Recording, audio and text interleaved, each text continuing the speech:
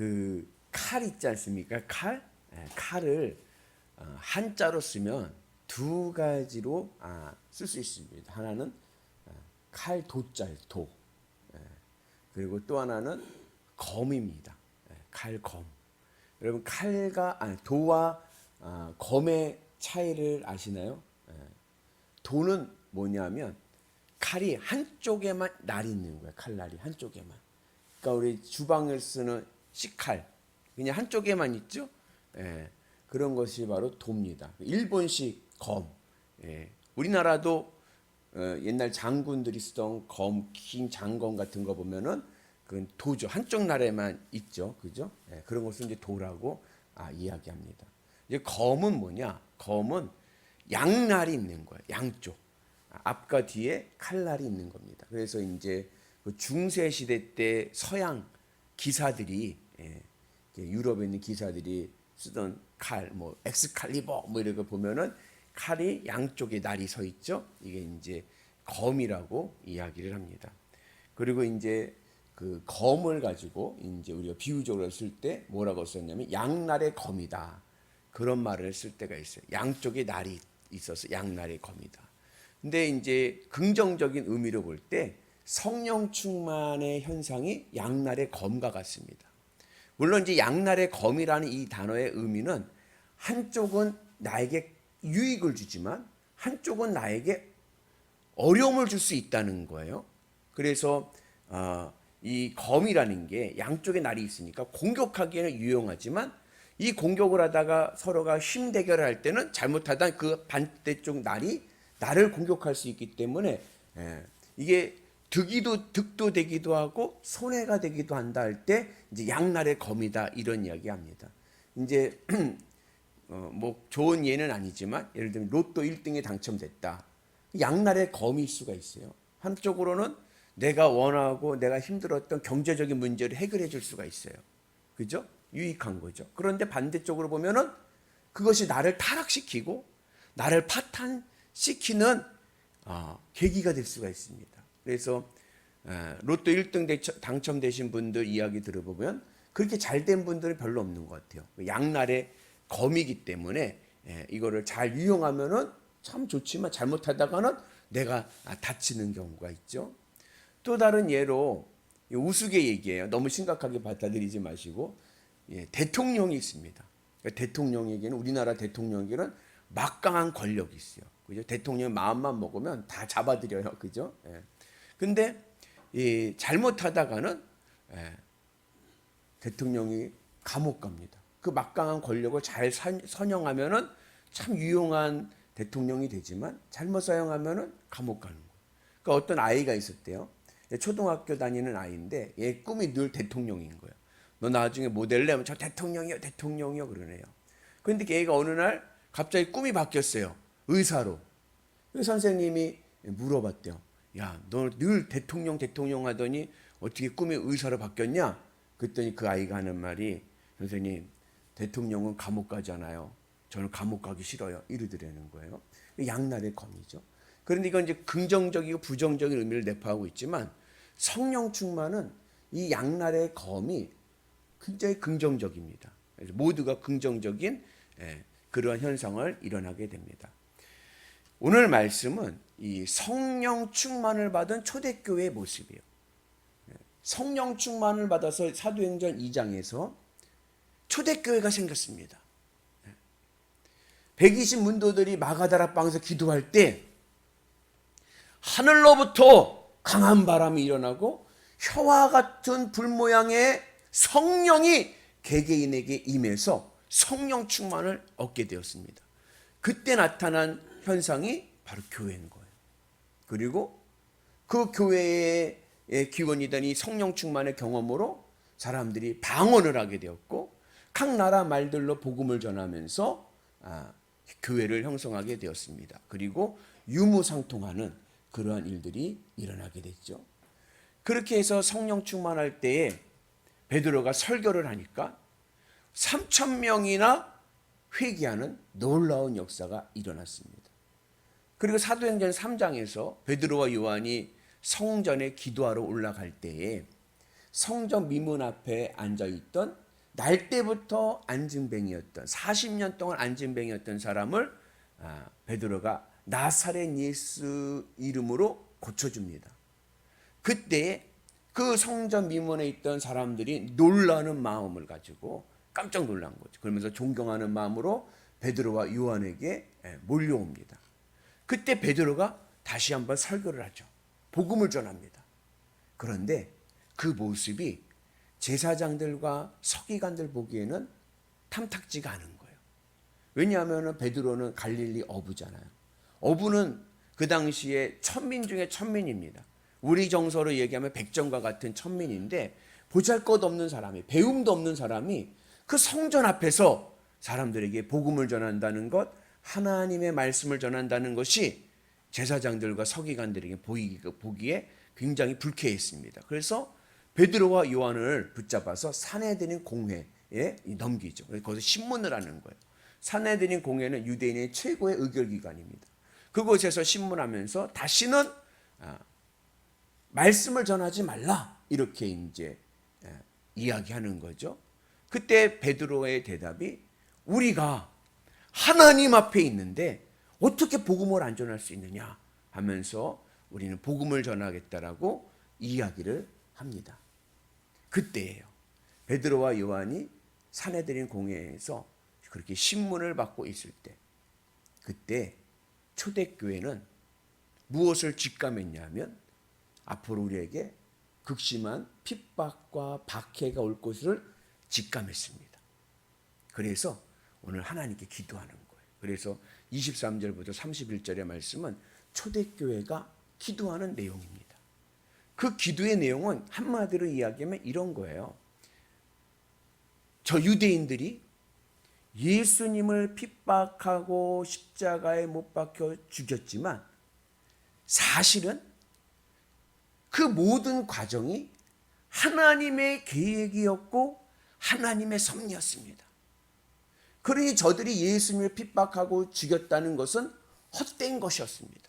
왜요? 그건 하나님의 뜻이었지 저들이 한 게 아닌 거예요. 현상으로 보면 저들이 한 것 같지만 실상은 하나님이 하신 겁니다. 하나님의 뜻입니다. 마찬가지로 저들이 초대교회를 우리를 핍박하고 박해할 때에 그들의 핍박과 박해가 헛된 것이 되게 하여 주옵소서.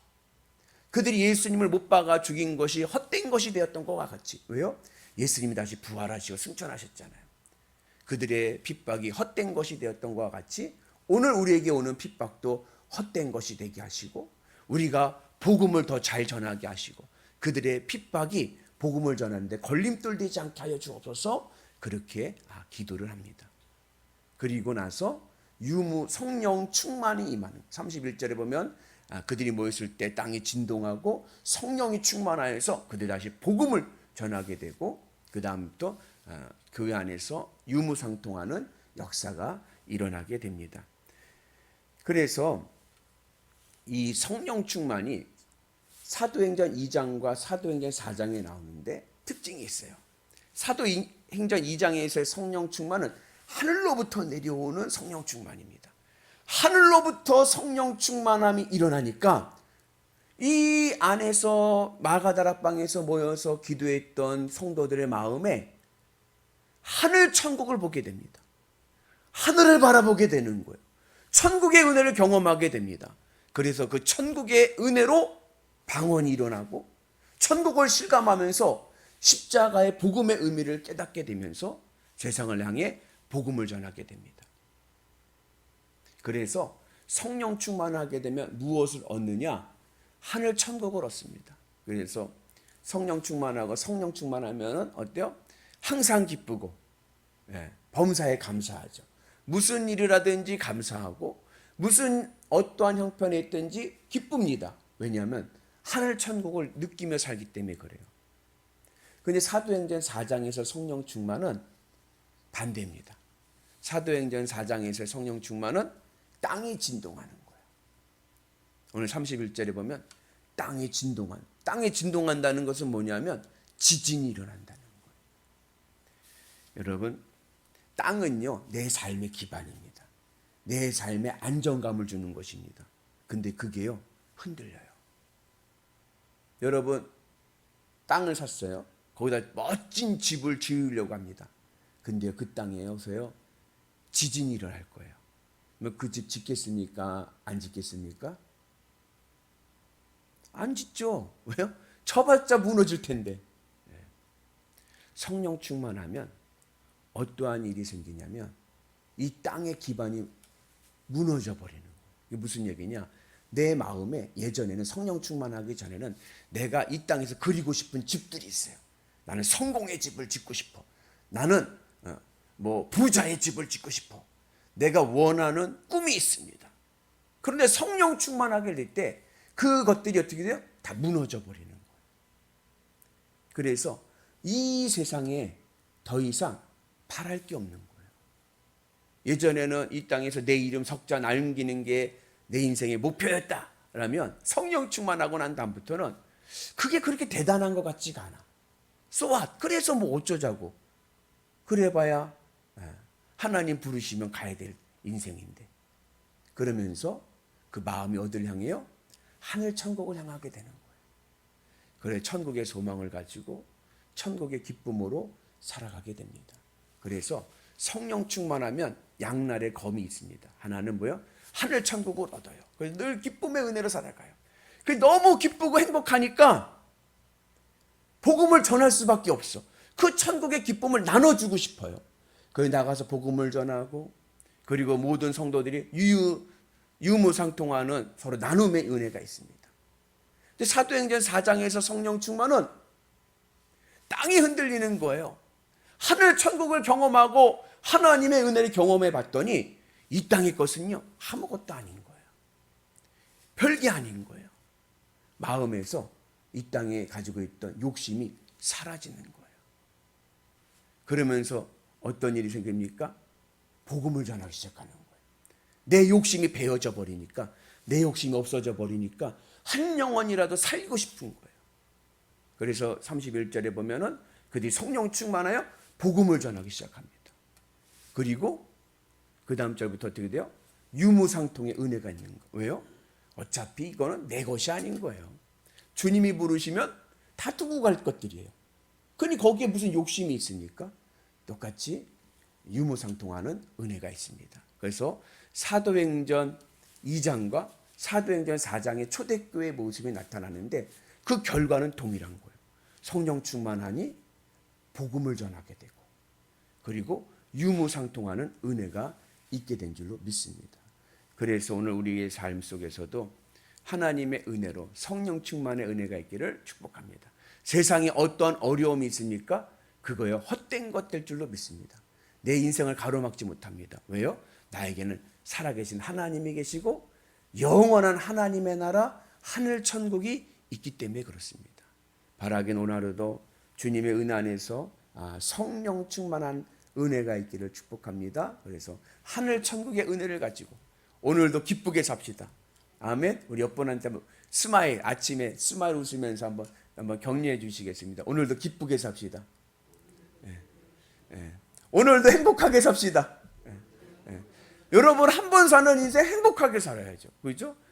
형편은 중요한 게 아닌 거예요. 어떠한 형편이 와도 우리는 충분히 행복할 수가 있는 거예요. 이걸 초대교회 교인들이 기도하는 거예요. 저들이 어떠한 핍박을 우리에게 가하더라도 주님 그것이 헛된 것 되게 하시고 우리는 주님으로 기뻐하면서 복음을 전하는 하나님 사람 되게 하여 주옵소서. 그 은혜가 오늘 우리 가운데 있기를 축복합니다. 그것이 어떻게 가능합니까? 그게 바로 주님의 십자가의 은혜인 거예요. 우리가 주님의 십자가 은혜 안에 있을 때 늘 기도하며 주님의 십자가에 연합될 때 연합한다는 게 뭐죠? 내 마음이 그것으로 하나가 돼서 그것으로 기쁨을 찾는 거예요. 내 마음이 주님의 십자가에 연합되어서 내가 주님으로 기쁘고 주님으로 만족하며 살아갈 때 우리의 삶 속에 성령 충만의 은혜가 있고 하늘 천국의 은혜로 오늘도 기쁨의 삶을 살게 될 줄로 믿습니다. 그러면 이 세상 삶이 고된 인생이 아니라 재미있는 인생 될 줄로 믿습니다. 오늘도 행복하자. 믿음으로 행복하자. 하나님의 은혜로 승리하시는 거룩한 성도들 되시기를 주님의 이름으로 축복합니다.